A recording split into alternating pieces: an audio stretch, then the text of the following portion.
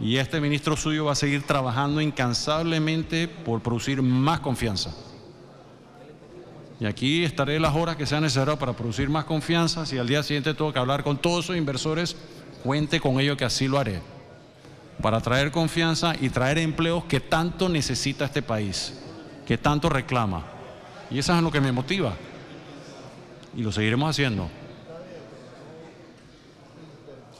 Continúe, diputado.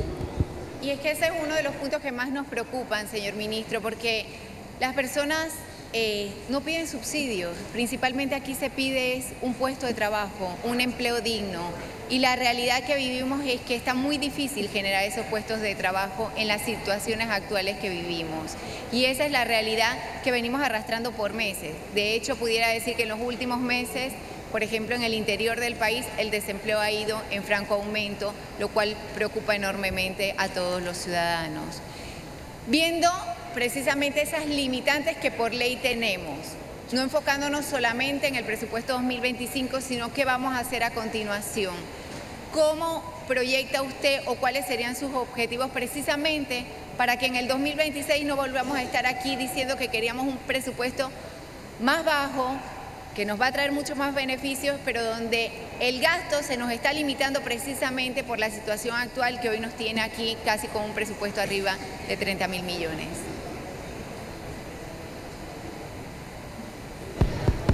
Muchas gracias.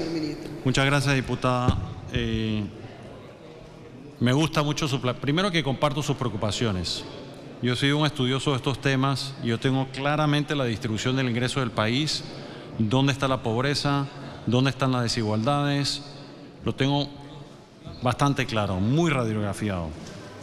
Y comparto sus preocupaciones del empleo y aún más sabiendo el potencial de las oportunidades que estamos perdiendo.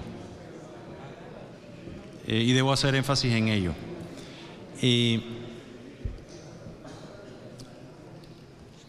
Lo que yo desearía es poder contar con el apoyo de esta Asamblea para hacer cambios que no tienen que ser traumáticos, que pueden mover la aguja sustancialmente en términos de los ingresos, en términos de reducir el incumplimiento tributario, en términos de aumentar la eficacia de la asignación de los recursos. Lo sé que lo he comentado esta noche, pero doy para muestra un botón. Los primeros pasos cortos que se han dado en esa dirección han quedado truncados. Entonces, un poco mi anhelo es poder lograr convencerles. Yo voy a seguir tratando en esa tarea de evangelización, tratando de convencerles de las conveniencias de tomar estas decisiones que van a redundar a cortísimo plazo en beneficio de los ciudadanos que tanto lo piden en este país. Continúe, diputada. Señor ministro, ya casi para concluir y pedimos, señora presidenta, que nos anote para segunda vuelta, solamente coincidir nuevamente con usted con el hecho de que los recursos son finitos y las necesidades son muchas, pero hay necesidades que son básicas a lo largo y ancho de todo el país, como es ese clamor por la falta de agua potable y asimismo también de carreteras y la generación de empleos. Entonces yo creo que tenemos que trazarnos esas metas, pero siempre desde esta Asamblea Nacional lo que tenemos que tener muy presente, y por eso lo traía a colación, es el tema de que tenemos que cumplir con las leyes y sobre todo con la Constitución. Entonces tenemos que buscar precisamente el mecanismo para que juntos podamos entonces tener presupuestos que realmente traigan beneficios a lo largo y ancho del país y muy especialmente a mi querida provincia de Veraguas. Muchas gracias.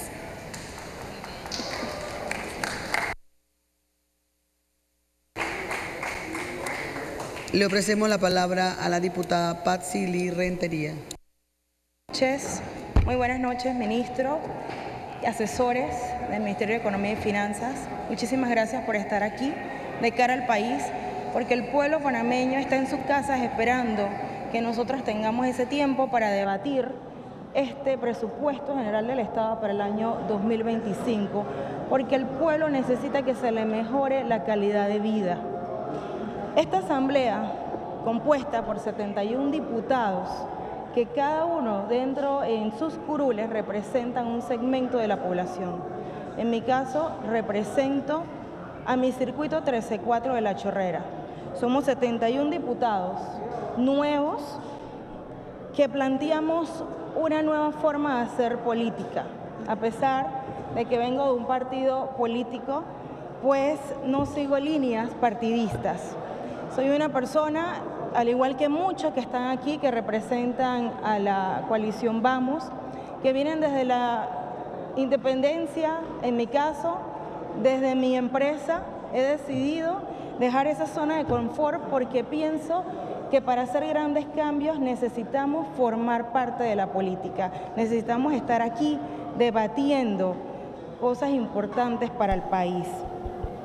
Y es que es esa manera de romper con las prácticas y esas normas tradicionales de esta Asamblea Nacional, generando cambios profundos y una manera distinta de hacer las cosas, versus una clase política que ya algunos con experiencia, otros nuevos en esta Asamblea Nacional, pero que ya tienen experiencia en los gobiernos locales, ya sea en las alcaldías o en las juntas comunales. Esa clase política tradicional que busca resolver también a su circuito, pero de una manera diferente.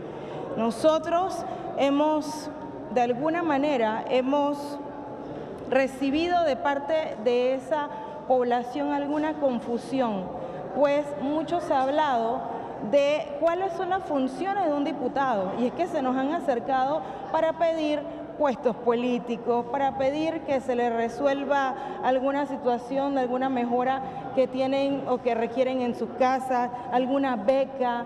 Entonces, es esa forma de hacer la política a la cual nosotros pretendemos hacer un cambio. Y de alguna manera ha sido insostenible porque ha mantenido al Estado obeso y con grandes deudas que hasta ahora veo de manera positiva que el ministerio, que ustedes como Ministerio de Economía y Finanzas han querido enrumbar esas finanzas públicas. Y bueno, para que quede claro también, no entiendo por qué, ya que nosotros, por reglamento interno, y procedo a leerlo, dentro del artículo 79, que dicta el plazo del primer debate, presentando el proyecto del presupuesto general del Estado, el presidente o presidenta lo pasará a la Comisión de Presupuesto, donde se le dará el primer debate, el cual discutirá y votará el proyecto dentro del término de 30 días. Tenemos 30 días.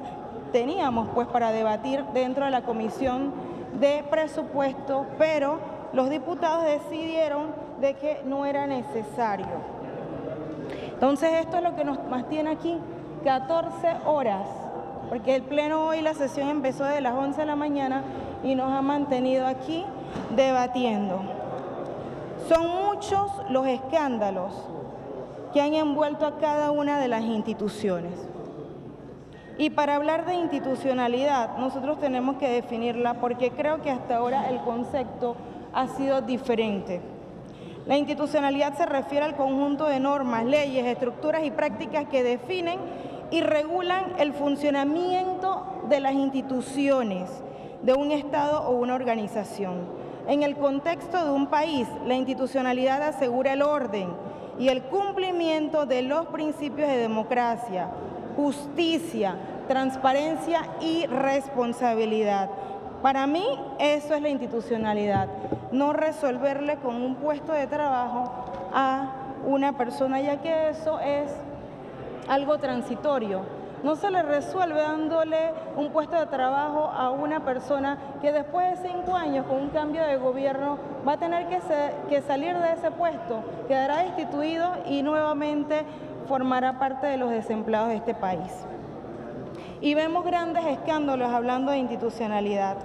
Vemos temas, porque las instituciones lastimosamente no están dando la respuesta que el país necesita.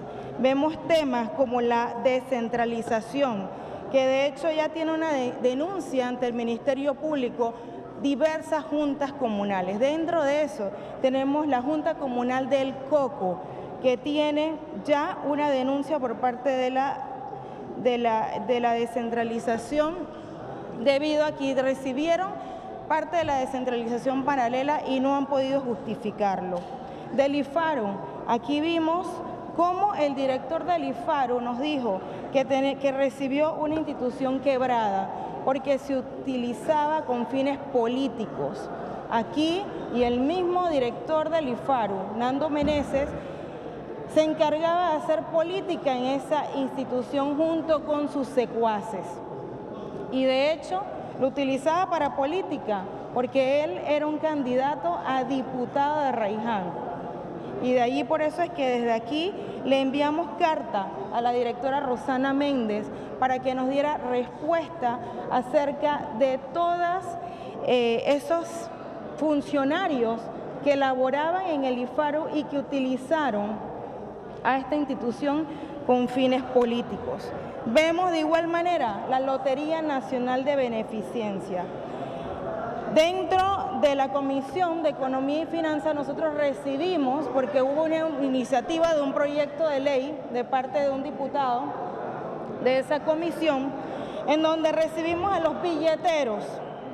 Ellos nos pedían que investigáramos la gran cantidad de billetes que eran devueltos, porque a ellos les parecía un mal gasto a la gran cantidad de billetes impresos que eran devueltos.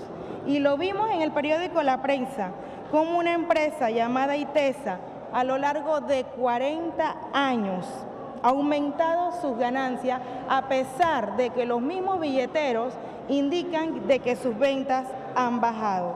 Y de hecho, en 40 años tuvo 4 contratos de 10 años cada uno.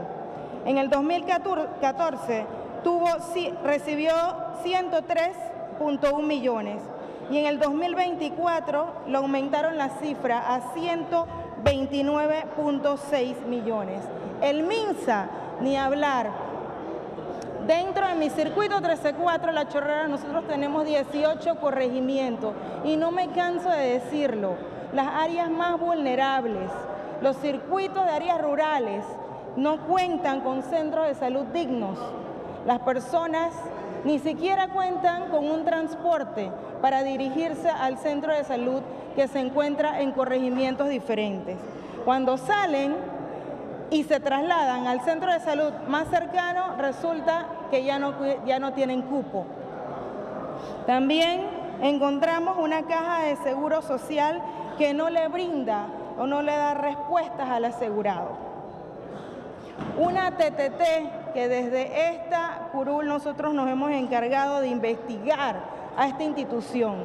Nos hemos sentado con el director, pero no hemos visto un gran cambio, que se haga algo al respecto para que el transporte digno le llegue a las personas.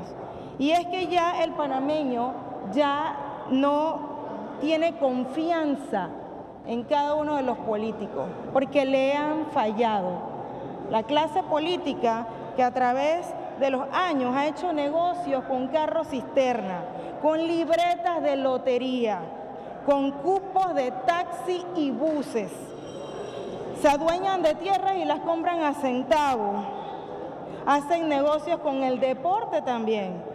Hacen negocios con la Caja de Seguro Social, con becas, como ya lo mencioné, utilizando a las instituciones para lucrar y perpetuarse en la curul.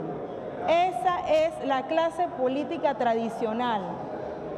Nosotros que planteamos una nueva forma de hacer política, no estamos para dar esas respuestas al panameño. A nosotros nos exigen transparencia, por eso es que nosotros tenemos que hacer todas las preguntas que tengamos que hacer para darle respuesta a todas esas personas de nuestras curules, que representan y que están dentro de nuestros circuitos. Y aquí va mi primera pregunta. Usted habló, ministro, de goles en el presupuesto, que cuando presentó el presupuesto no era el mismo que se le había presentado a usted ni al gabinete, que Panamá es pequeño. ¿Usted puede hablar algo al respecto aquí, en esta Asamblea Nacional?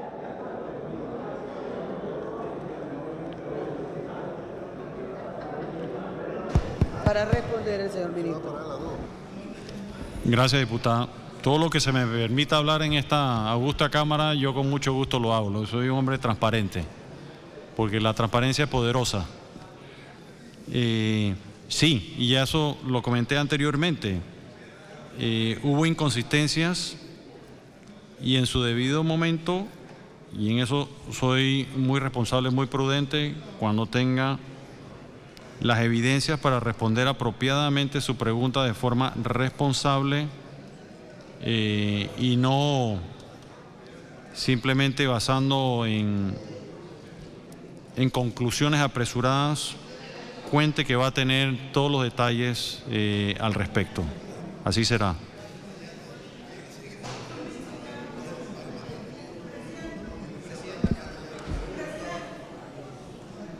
Continúe, diputada.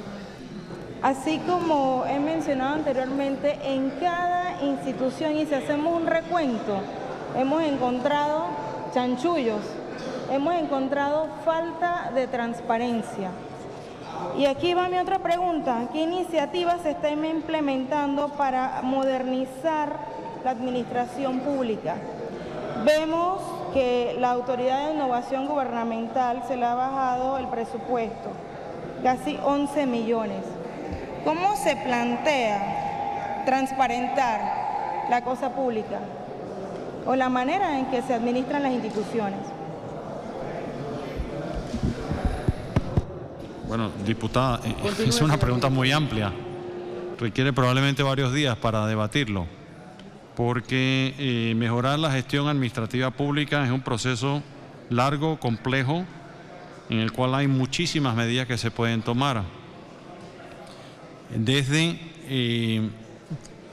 sobre todo apalancándonos en la tecnología, eliminando la tramitología, llevándonos cada vez más hacia un gobierno o hacia un Estado digital, lo cual trae además como efecto beneficioso colateral que disminuye las probabilidades de tráfico de influencias, de corrupción, es decir, puede ser supremamente beneficioso y eso es una de las iniciativas con las cuales se identifica este gobierno. No están en este presupuesto porque obviamente no están reflejados en los proyectos de trabajo de mediano y largo plazo que se verán más plasmadamente en un futuro cercano, que incluye también pensando en muy largo plazo en la planificación. Es decir, tenemos en un plan como el Plan Estratégico de Gobierno, que incluye un plan fiscal a 5 años, una planificación de mediano plazo que lleva como hasta hasta fines de esta década. Pero el próximo año vamos a estar retomando la planificación del Estado, pensando en las siguientes generaciones. Más un pensamiento tipo asiático, o sea, en una planificación muy ambiciosa de larguísimo plazo que incluye todos esos elementos. Es decir, transformar la administración del Estado se puede iniciar en un quinquenio, pero no se completa. Toma mucho más tiempo, pero se van a ir tomando pasos en la dirección correcta para ello.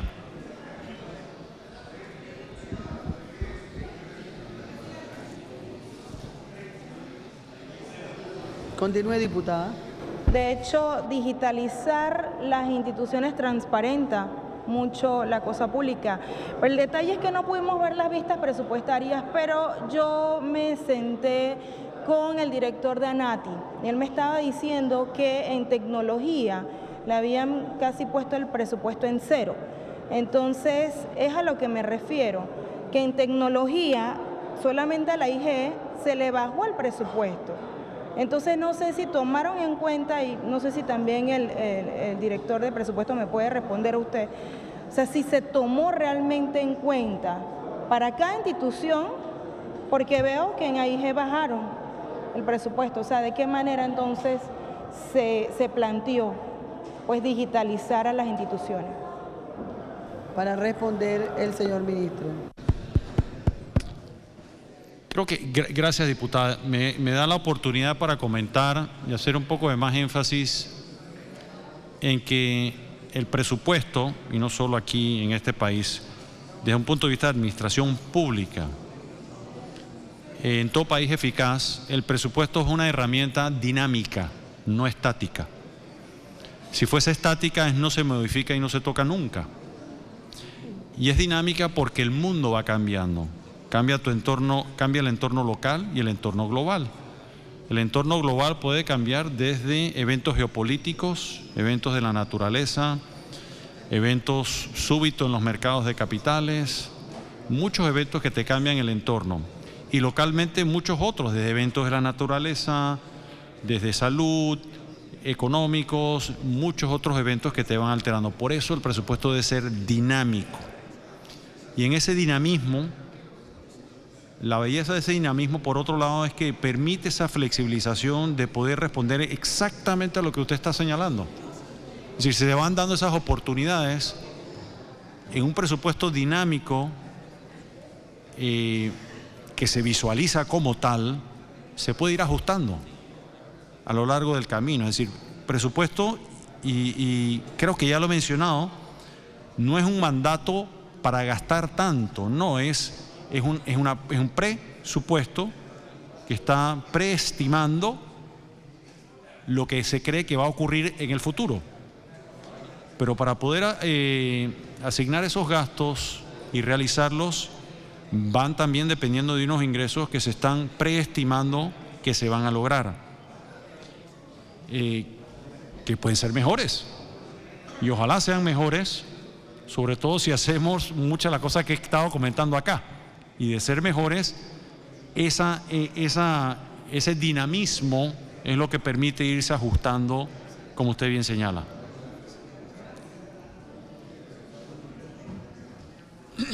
Continúe, diputada. Tal cual, señor ministro. El detalle es que yo lo he escuchado a usted decir que somos un gobierno infante, que nacemos cada 5 años, ¿verdad? Entonces, es un presupuesto, pero sí necesitamos políticas públicas que vayan, o sea, que enrumben a este país hacia donde nosotros nos queremos dirigir a corto, mediano, largo plazo. Entonces, si nosotros lo que queremos es ir hacia la digitalización, entonces apliquémoslo al presupuesto para que se acomode a la realidad, o se acerque lo más posible a la realidad que nosotros tenemos, no que esté tan alejado. Y entiendo muy bien lo que usted plantea de que es dinámico y hay que dinamizarlo, pero vamos entonces a tomar en cuenta de que cuál va a ser nuestra prioridad.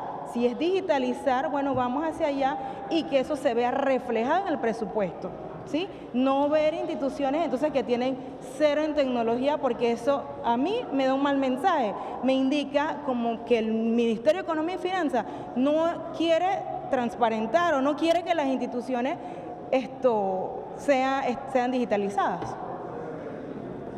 Para responder el señor ministro.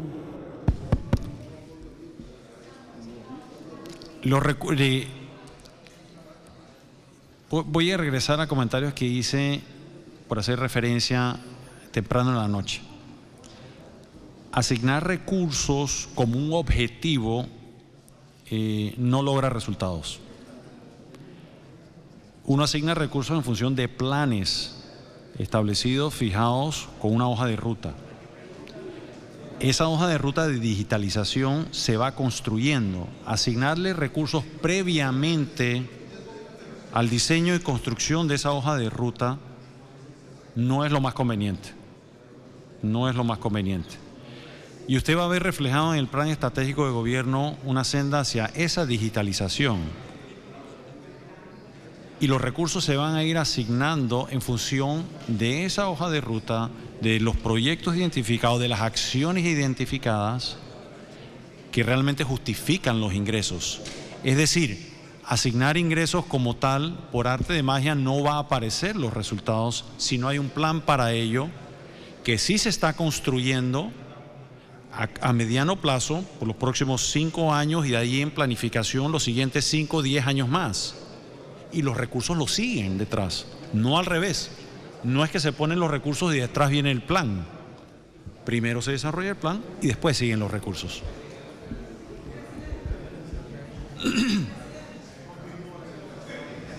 Continúe, diputada. ¿Existe esa hoja de ruta, un plan para 5, 10, 20 años? Presidenta.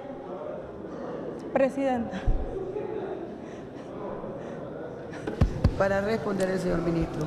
Sí, diputada. Me encanta la pregunta porque la respuesta es sí. Sí hay un plan. Aquí no hay improvisación. El plan estratégico de gobierno se divulgará ampliamente antes que finalice el año, que obviamente cumple con la Ley de Responsabilidad Social Fiscal, que incluye un plan fiscal a 5 años, que dentro de ese plan conjuga toda esa amalgama de proyectos, incluyendo digitalización, que después se va a complementar cuando el próximo año lancemos o catapultemos el Instituto de Planificación, pensando más allá de 5 años. O sea que ya estamos en un proceso muy avanzado de completar el plan estratégico de gobierno y ya iniciamos con el proceso de potenciar la oficina de el Instituto de Planificación, pensando a largo plazo. Uno es pensando, digamos, en el presente y en el futuro inmediato, y el otro es pensando en las siguientes generaciones. Continúe, diputada. Entonces, lo que comprendo es que están trabajando ya en fortalecer ese instituto de planificación para entonces entregar una hoja de ruta para ya el próximo año. A largo plazo, sí, a largo plazo. Para responder el señor ministro. Sí, acá, presidenta. Son 2 componentes, diputada. Tenemos uno que es corto y mediano plazo, que es el plan estratégico de gobierno, que está muy enfocado en los años que faltan antes de finalizar esta década. Y cuando hablamos de planificación, pensando en la siguiente generación, va 10, 15, 20, 15 o años más plazo, ¿no? Es una visión a largo plazo que obviamente es dinámica y se va actualizando a lo largo del tiempo. E inclusive un plan estratégico de gobierno, el mundo cambia tanto que inclusive un plan a 5 años se tiene que revisar continuamente. Así como hay presupuestos que se tienen que revisar hasta dentro de un plazo de 1 año, por lo cambiante del mundo en que vivimos.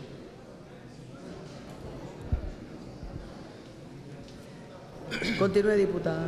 Sí, señor ministro, usted estaba comentando que el presupuesto que usted había recibido de la administración pasada estaba totalmente desfasado y lejos de la realidad en que vivimos, aunque usted plantea entonces llevar el rumbo de esta institución, de este ministerio.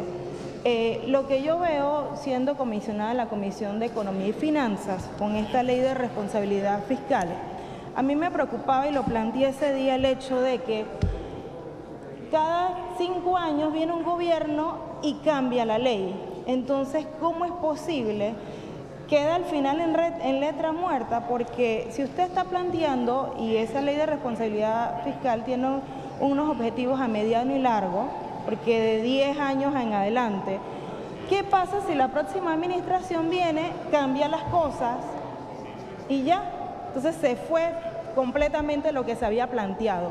Es por eso que yo insisto en que nosotros tenemos que renovarnos. No podemos seguir haciendo las cosas de la misma manera en que lo hemos venido planteando y haciendo, porque ha dado resultados y hay muchos que se han logrado poder estar aquí en estas curules por 20, 30 años y le ha funcionado la manera en que han venido haciendo la política. Pero hoy por hoy, y fue lo que pasó el 1 de mayo, que el pueblo panameño se dio cuenta de que necesitábamos y era urgente un cambio, porque la manera en que le han sido o que le han vendido la idea de que se les va a dar una mejor calidad de vida, pues al final en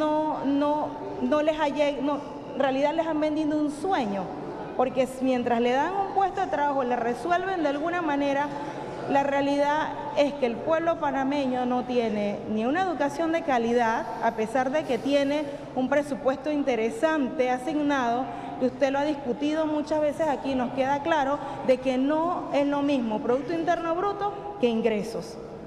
Y que cada una de las instituciones aquí, el presupuesto que se le asigne debe de ir orientado a objetivos, a resultados y más allá a una planificación consecuente.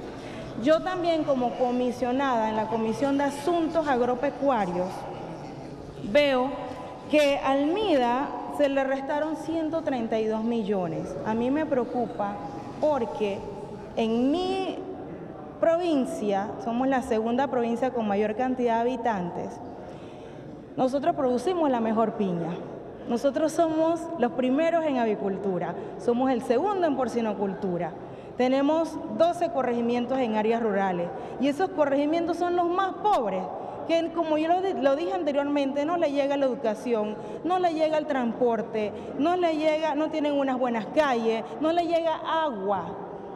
Entonces, ¿cómo usted plantea? No entiendo cómo se le reduce el presupuesto, y no solamente en mi provincia, donde yo vivo, sino también Chiriquí. Tenemos, o sea, ¿cómo le vamos a bajar a lo que es, bajar el presupuesto de lo que es al productor panameño, a lo que es la soberanía alimentaria de este país?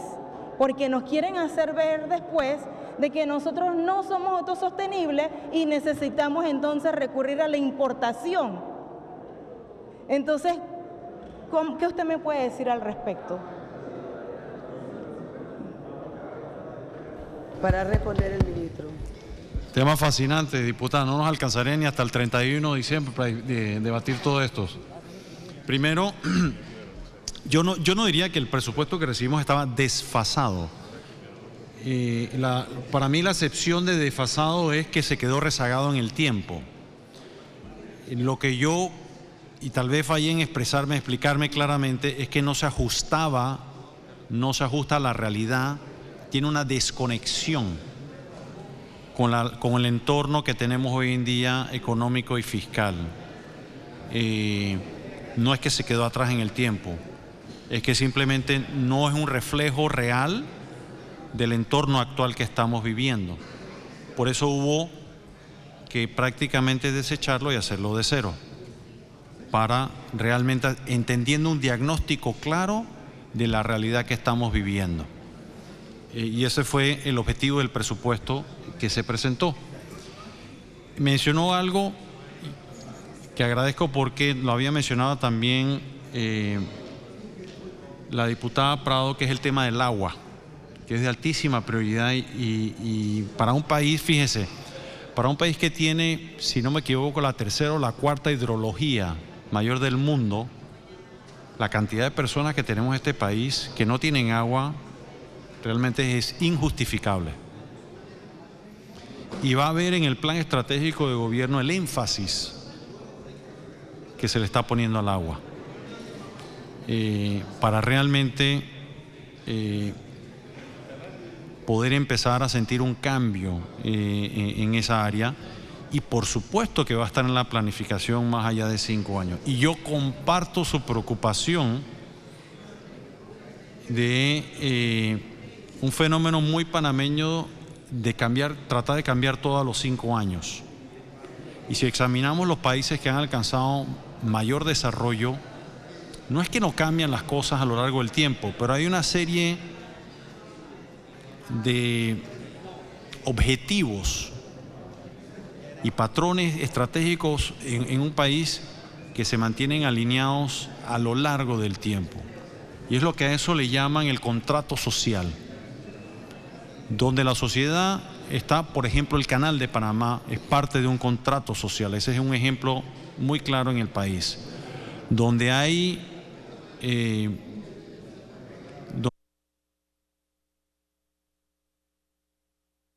Agotó los 30 minutos, diputada. Con mucho gusto. Ofrecemos la palabra a la honorable diputada Yarelis Anayansi Rodríguez. Feliz madrugada para todos. Ministro, yo lo quiero a usted felicitar porque mientras que todos tenemos cara de cansancio cuando usted ha respondido algunas preguntas, esboza una sonrisa y eso da confianza, tranquilidad y esa disponibilidad que tiene para respondernos. Y eso es muy agradable, de verdad. Muchas gracias. La Comisión de Presupuesto de esta nueva Asamblea estaba trabajando de una manera increíble. Estaba trabajando de manera consensuada, estaban logrando esos acuerdos con que debería trabajar una comisión. Sin embargo, llegó un punto de quiebre que tiene que ver con las vistas presupuestarias, en donde unos decían suficiente porque no nos alcanza el tiempo y otros decían necesitamos más tiempo para poder verlas. Sin embargo, es nuestro trabajo, según la Constitución, el artículo 267, examinar el presupuesto general del Estado. Quiérase o no quiérase, es una de nuestras funciones. ¿Por qué suspender el análisis? Primero, ¿por qué estamos de salida? Este presupuesto presentado, el primer presupuesto, ya tenía vicio de inconstitucionalidad porque no cumplía con el artículo 184 de la Constitución, que establece que el presupuesto, cuando es primera vez, cuando se inicia las sesiones, deberá hacerlo dentro de los primeros 40 días de sesión. Sin embargo, fue mucho más de 2 meses la presentación y con esto ya crea un vicio de inconstitucionalidad.